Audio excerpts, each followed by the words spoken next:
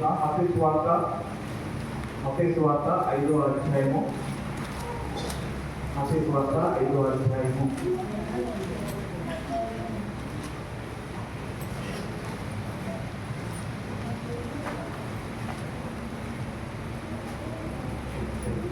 నాలుగో అధ్యాయం. మత్తయి సువార్త 5వ అధ్యాయము 14వ వచనం చదువుతాం. మీరు లోకములకు వెలుగై ఉన్నారు. ఇక్కడ దేవుని వాక్యములో నుంచి ఒక ముఖ్యమైన మాటను జ్ఞాపకం చేయాలని ఆశపడుతున్నాను. మనం ఎవరైనా చెప్తాం వాక్యము లోకములకు వెలుగై ఉన్నారు. నేను ఇంత ప్రార్థన చేసే ముందు ఒక గురించి ప్రార్థన మర్చిపోయాను. మన జీవితాల కూతురు గురించి కూడా ప్రార్థన చేయండి. తనకి దాదాపు 14 నెలలు ఉంటాయి కదా, 16 నెలలు వచ్చి తను పుట్టిన గురించి సన్నగా ఉండేది, బలహీనంగా ఉండేది. చాలా రోజులు కూర్చోని మాట్లాడడానికి కూడా గవర్నమెంట్ పడలేదు. మళ్ళీ ప్రారంభం దగ్గర నుంచి ఆమె కొంచెం పర్లేదు, కానీ నిలవట్లేదు, నడవట్లేదు, మాట్లాడలేదు. కాబట్టి తన కోసం ప్రార్థన చేయండి. ప్రతిరోజు మనం కూడా మన రెగ్యులర్ ప్రార్థనలో కూడా దాన్ని జ్ఞాపకం చేసుకుందాం. సరే, మత్తయి సువార్త 4వ అధ్యాయం 14వ వచనం చదివినప్పుడు ఆ వచనము మనకు మీరు లోకములకు వెలుగై ఉన్న మాటను మనకు జ్ఞాపకం చేస్తా ఉంది. మన ఎవరము లోకములకు వెలుగై ఉన్న మనము వెలుగు వంటి వారము. నిజానికి మన క్రియలు బట్టి చూస్తే, మన పనులను బట్టి చూస్తే మన పనులు వెలుగుకు సంబంధించిన పనులాగా ఉండవు. మనమని ఎందుకంటే అది వీడు కావచ్చు, నేను కావచ్చు, మనుషులుగా మన పనులు వెలుగుకు సంబంధించిన పనులాగా ఉండవు. మన మాటలు వెలుగుకు సంబంధించిన విషయాలుగా ఉంటాయి, కానీ ఏదో ఒక టైంలో మన క్రియలు, మన పనులు పూర్తిగా వెలుగుకు సంబంధించిన పనులాగా ఉండవు. అంటే అలాంటి మనకి వెలుగు ఎలా వచ్చిందంటే యోహాను సువార్త నుంచి మాటను జ్ఞాపకపడతా ఉన్నాను. యోహాను సువార్త 1వ అధ్యాయము 6వ వచనం ఒకసారి చూద్దాం. నిజమైన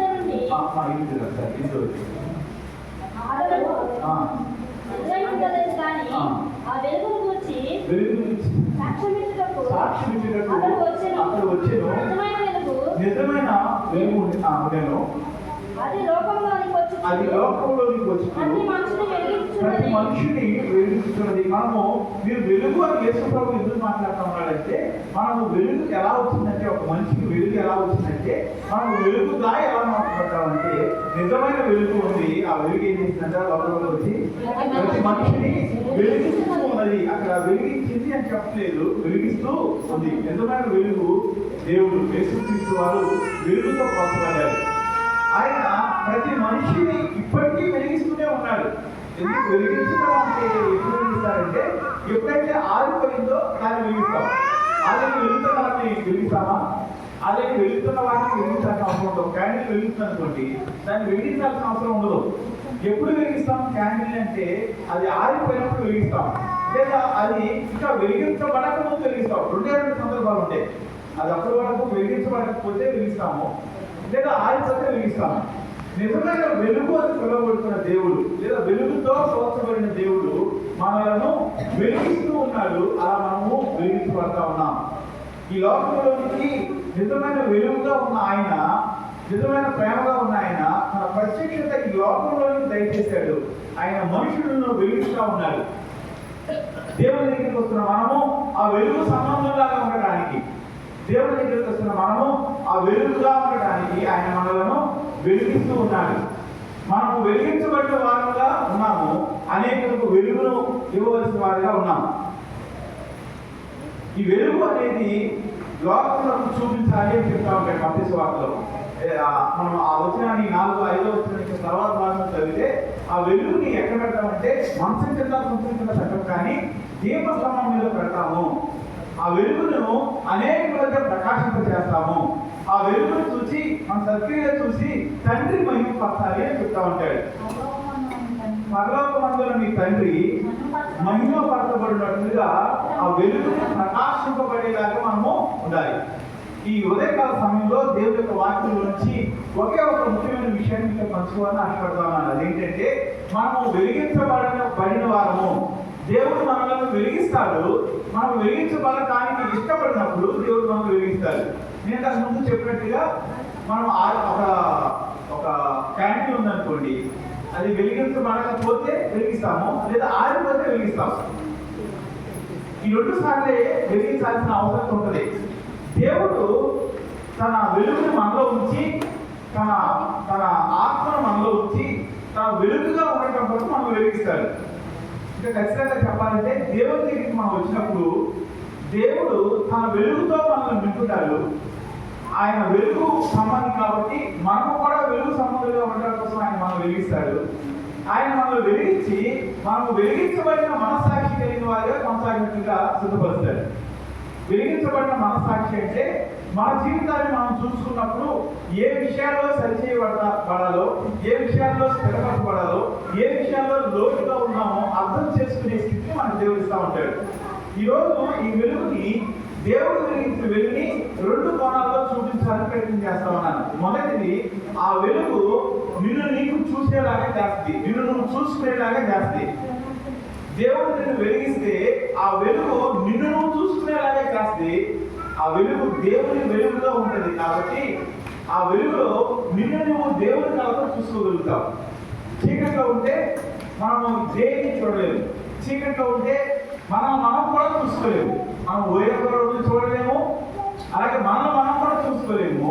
కానీ దేవుడు వెలిగించినప్పుడు మన జీవితంలో ఏం చేయబడుతుందంటే మనం ఎలా ఉన్నామో దేవుని కళతో చూసేవాడిని సిద్ధపడతాము. మనం ఏమై ఉన్నామో దేవుని దృష్టితో చూడబడతాము.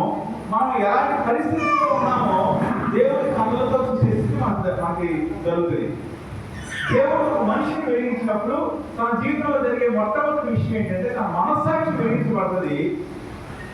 తన జీవితంలో తను తాను సరిచేసుకుంటూ ముందుకు వెళ్తా ఉంటాడు.